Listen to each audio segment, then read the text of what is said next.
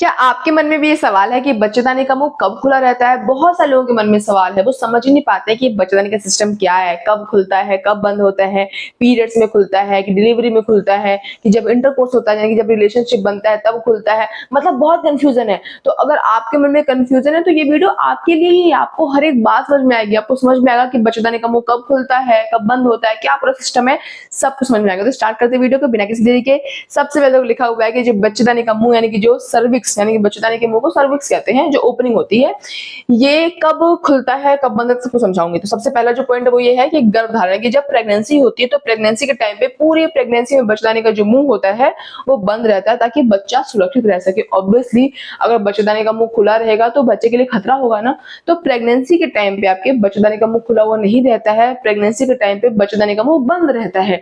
आगे लिखा हुआ है कि डिलीवरी के समय जब डिलीवरी हो रही होती है तो उस टाइम पे लेबर पेन स्टार्ट हो जाता है, कई घंटे तक ये पेन चलता है। बहुत सारे लोग ऐसे होते सोचते हैं कि अरे ये ना 4 घंटे दर्द सह के परेशान हो गई, अगर और घंटे दर्द सहती तो पक्का डिलीवरी कैसे होती, नॉर्मल होती, इसीलिए इसका सी सेक्शन और तमाम तरह की बातें होती हैं। लेकिन सिर्फ दर्द होने से नॉर्मल डिलीवरी नहीं हो जाती है। नॉर्मल डिलीवरी में क्या होता है कि जिसमें मान लो स्टार्टिंग स्टेज पे दर्द हो रहा है, पेन होना स्टार्ट हो गया, तो उस टाइम पे जो बच्चेदानी का मुंह होता है वो 1 से 3 सेंटीमीटर तक खुलता है।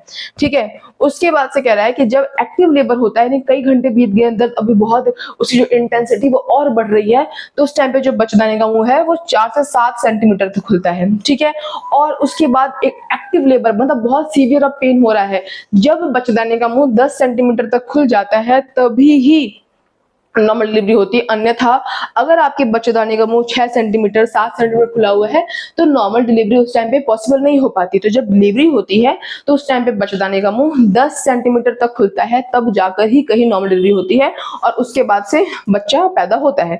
अब आगे लिखा हुआ है कि मासिक धर्म जब पीरियड्स होता है तो पीरियड्स के दौरान जो बच्चेदानी का मुंह होता है वो बहुत थोड़ा सा खुला रहता है उस टाइम पे, कि मतलब इतना रहता है कि उसके रास्ते जो ब्लड है, जो ब्लड क्लॉट्स है वो बाहर आ सके। तो उस टाइम पे जो बच्चेदानी का मुंह है वो खुला रहता है। फिर आगे लिखा हुआ है कि ओवुलेशन यानी कि जब आपकी ओवरी से अंडा बाहर आता है, ये बहुत इंपॉर्टेंट टाइम है। इस टाइम पे जो सर्विक्स यानी कि जो बच्चेदानी का मुंह है थोड़ा सा नरम भी होता है और खुला हो सकता है। आपने सुना होगा इस टाइम पे बहुत से लोग बताते रहते हैं 2 फिंगर टेस्ट, कि फिंगर को इंसर्ट करके पता करना होता है कि जो बच्चेदानी का मुंह खुला है कि नहीं खुला। बहुत रिस्की होता है, इन्फेक्शन भी हो सकता है, आपको ऐसा नहीं करना चाहिए, बट बहुत सारे लोग ऐसा करते हैं। तो उस टाइम पे जो बच्चेदानी का जो मुंह होता है ना, मतलब जो सर्विक्स होता है वो छूने में सॉफ्ट सॉफ्ट सा लगता है, नरम हो गया होता है, लचीला हो गया होता है और उस टाइम पे बच्चेदानी का मुंह खुलता है। क्यों खुलता है भाई? इसलिए खुलता है कि उस टाइम पे अंडे से ओवरी से अंडा बाहर आता है और उस टाइम पे आपकी बॉडी को जरूरत है कि कोई स्पर्म आए जो कि अंडे के अंदर प्रवेश करे और निषेचन की प्रक्रिया हो ताकि बच्चा पैदा हो सके, बच्चा बन सके। इसलिए ओवुलेशन के टाइम पे जो आपकी ओवरी है, सॉरी जो आपका बच्चेदानी उसका मुंह खुला रहता है। आगे लिखा हुआ है गर्भपात या मिसकैरेज के दौरान बहुत सारे लोग ऐसा होता है कि प्राकृतिक नेचुरल तरीके से मिसकैरेज जाता है तो उस टाइम पे जो बच्चेदानी का मुंह होता है वो खुला रहता है।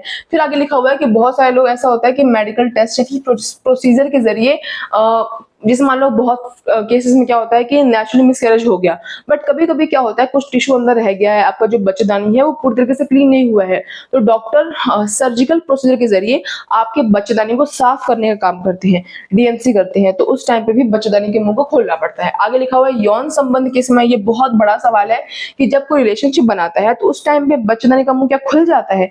तो देखो लिखा हुआ है साफ साफ शब्दों में कि नहीं, सामान्य संभोग से बच्चेदानी का मुंह नहीं खुलता है, यह लचीला होता है लेकिन बंद ही रहता है।